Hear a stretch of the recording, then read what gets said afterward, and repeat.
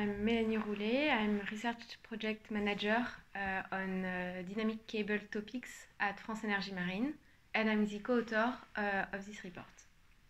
Hello, I am Antoine Maison, Research Engineer in Structural and Fluid Dynamics at France Energy Marine. I am a co-author of this report.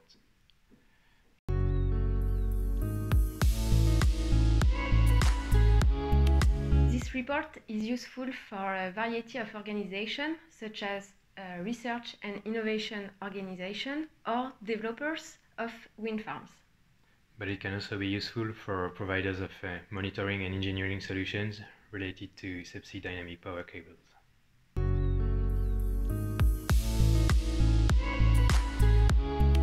This document contains recommendations to orient the next works and promote the fastest development possible of reliable and efficient monitoring technologies.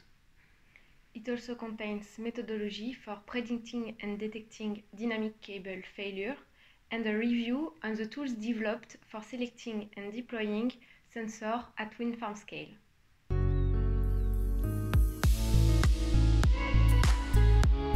This report is based on the result of Dynamo, a 2-year collaborative project, which is a co-investment by 7 industrial and academic partners led by France Energy Marine. This project is part of a broader framework of research and innovation investments on dynamic cable led by France Energy Marine since 2016. This report is also based on academic and industrial literature review, feedback from the project partners, and experimental tests on samples of a dynamic cable.